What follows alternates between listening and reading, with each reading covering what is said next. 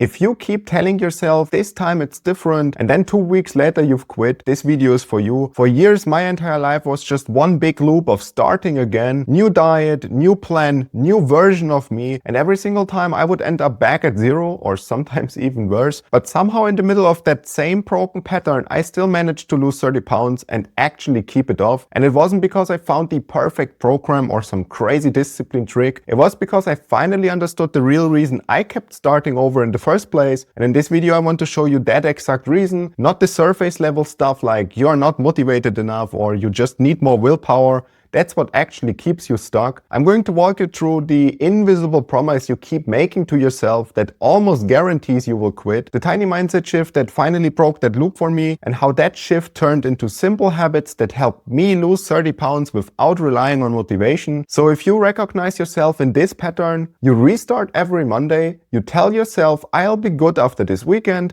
you wait for the next fresh start, a new month, a birthday, New Year's, then I don't want you to just copy what I did. I want you to see the pattern you're stuck in so you can finally step out of it instead of just trying harder inside of it. Let's start with the uncomfortable truth. You are not failing because you are lazy. You're failing because of the way you think about starting again. Once I saw that clearly, everything changed. So let me show you exactly what I mean. Here's the aha moment that changed everything for me. It's not that you are weak or undisciplined. It's that you never stop to ask why the last plan collapsed. Instead, you just grab a new, shinier plan and you hope for the best. Here's a powerful way to understand what's really going on.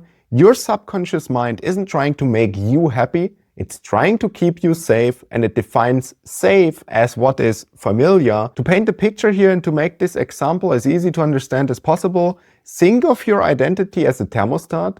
Let's say for years your identity has been set at 72 degrees. A person who struggles with their weight, who starts and stops, who finds comfort in food. This is basically your familiar state, and it might not be a happy state, but at least it's a known one. Your brain knows how to operate here. It knows the feelings, the thoughts, the behaviors. It's predictable. But now you decide you want to lose weight. You start a new diet and an exercise plan at the same time. You're essentially cranking the temperature now down to 65 degrees. You're trying to become a new person, someone who is disciplined, healthy, and in control. And this feels great for a while. You're seeing this progress, you're feeling motivated, but your subconscious thermostat, it's still set to 72 degrees and it senses this difference from its programming, not as progress, but actually as a threat. Our brains are funny enough wired to see changes, even the positive ones, as danger. It's an unknown variable. What happens if I lose the weight? Will I get unwanted attention? Will my relationships change? What if I cannot keep it off and I fail publicly? These fears, often running just below the surface of conscious thought, trigger an alarm. Your subconscious mind, in its misguided attempt to protect you, will decide it needs to get things back to the familiar, safe temperature of 72 degrees. And this is where self-sabotage comes in, but it's so important to reframe what that actually means. It's not you trying to hurt yourself, it's a misguided protective mechanism. Your brain starts engineering a return to the status quo. It magnifies cravings for your comfort foods, which are linked to basically getting rid of your stress and anxiety. It floods you with thoughts of fatigue just to make you skip your workout. It will start to whisper you the logic of the all or nothing mindset. You ate one cookie, so your day is ruined, and you might as well just eat the whole box and you start over on Monday. And this isn't a glitch, it's a feature of the system designed to keep your identity consistent. Your subconscious will always fight to return you to the person you believe you are. And this is why relying on willpower alone is often a losing battle in the long run. Willpower is your conscious mind trying to hold the temperature at 65 degrees by force. But the subconscious is the automated system that will usually win out. Think of it like holding a beach ball underwater. You can do that for a while, but eventually your arms are getting tired and that ball is just going to shoot right back into the surface or maybe even in your face. This cycle is so painful because it destroys your self-trust. Each time you restart and you fail, you collect another piece of evidence for the false belief that you are incapable of change. You internalize the very dangerous message, I am someone who always gives up. And this reinforces the 72 degree setting on your thermostat, making it even harder to break the loop next time. And the problem was never the diet or the workout. The problem was the thermostat settings basically your core identity.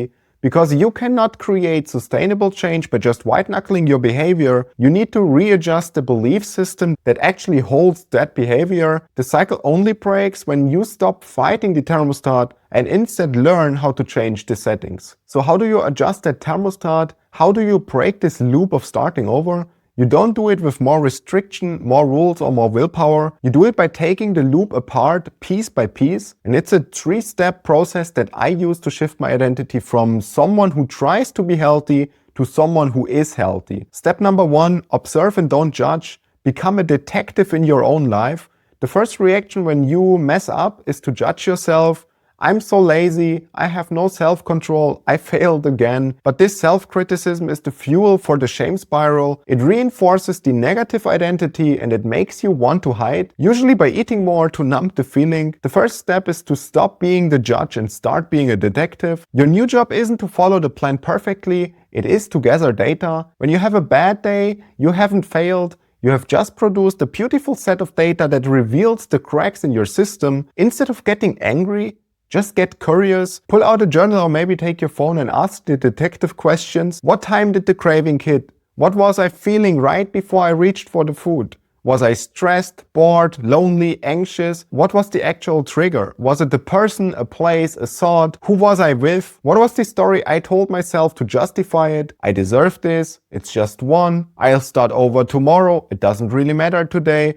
When you do this, you're shifting from an emotional reactive state to an objective analytical one. You're using the thinking part of your brain instead of being hijacked by the emotional part, and you start to see the patterns not as a personal flaw, but as something more predictable, like a mechanical process. Something like, oh, interesting, every time I have a stressful meeting at 3 p.m., I crave sugar an hour later. And this awareness you're building is the first step to creating the gap between the trigger and your response. You can't change a pattern that you cannot see. Observing without judgment lets you finally see the machinery of the loop in action. Step 2, shrink the goal and make consistency unavoidable. The all or nothing mindset is the main driver of the Monday restart. We set huge ambitious goals like, I'm going to work out 5 days a week and cut out all the sugar. And this feels inspiring on Monday, but it is incredibly fragile. The first time you can't be perfect, the whole structure will just collapse. And the solution is to abandon perfection and instead focus relentlessly on consistency, even if the action that you are doing feels ridiculously small. You need to shrink the goal until it's so easy that you would feel silly not doing it. The point is to just slowly get into your new identity, because each tiny action that you are doing tells your subconscious, see, I'm the type of person who shows up. Instead of go exercise for 5 hours, your goal becomes put on your work clothes, and that's about it. You can take them off and sit on the couch afterwards, but you have to put them on in the first place. And more often than not, once you are dressed, you will decide to do something even if it is not a 5-hour workout. Now also, instead of eat a perfect lunch with 0 bad food, your goal could become add more protein to whatever you're eating. You're having a sandwich, then at least add some chicken breast. Or you're ordering takeout, then you can focus on the lean meat first. Another example, instead of cut out all sugar, your goal could become, I hit my calorie targets, but including my treat. You can still have the ice cream, but you're proving to yourself that you are in control and not your cravings. These tiny wins might seem insignificant, but they are incredibly powerful for your brain.